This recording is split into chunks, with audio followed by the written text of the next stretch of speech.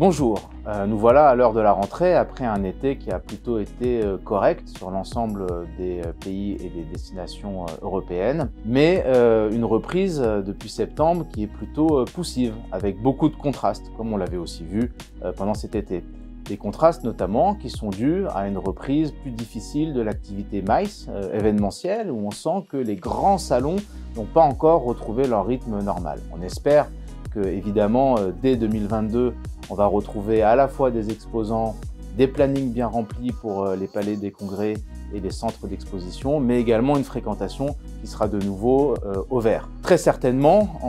par rapport à ce volet de conjoncture, septembre 2022 sera un autre point de repère pour notre industrie et la façon dont elle va retrouver des couleurs et une activité proche de la normale. Autre élément important de cette rentrée,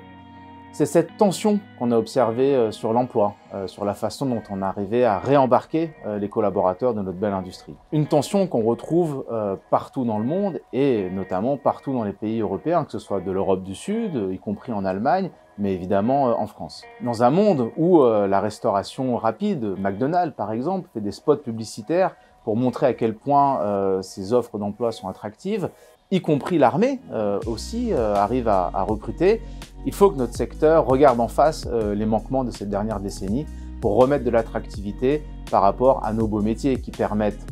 souvent à nos collaborateurs d'espérer un jour pouvoir se mettre à leur compte, de bénéficier de l'apprentissage d'un métier et de formation, d'avoir aussi l'occasion de voyager à travers le monde. Et également, nous avons une industrie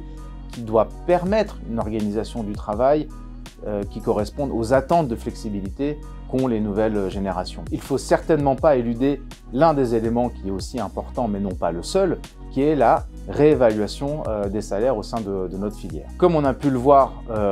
au précédent Global Lodging Forum, notamment à travers l'intervention de Julia de Finesse, ce sujet de quête de sens, à la fois pour nos collaborateurs, mais également pour nos clients, et au cœur des enjeux du nouveau cycle qui s'offre devant nous. Mais comme à l'aune de tout nouveau cycle,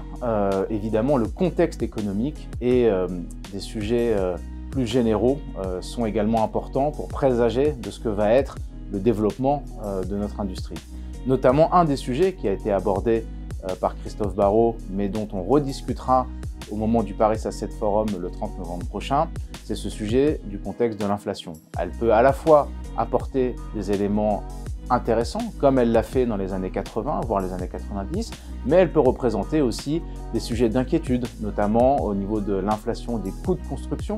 pour les établissements en cours de développement, mais également tout un tas d'éléments sur l'équipement et qui sont évidemment nécessaires au fonctionnement de notre industrie. On se réjouit par avance de vous retrouver tous pour les Hospitality Awards. Ce sera un moment de fête, un moment de reprise, de se retrouver tous ensemble, mais ce sera également une façon pour les opérateurs et ceux qui font notre métier au quotidien et notre industrie de showcase un petit peu toutes les initiatives et les bonnes innovations qu'ils ont préparées pour cette sortie de crise. Je vous donne donc tous rendez-vous le 30 novembre prochain, à la fois pour le Paris Asset Forum pendant la journée et puis pour les Hospitality Awards et pour passer une belle soirée tous ensemble le 30 novembre prochain. À bientôt!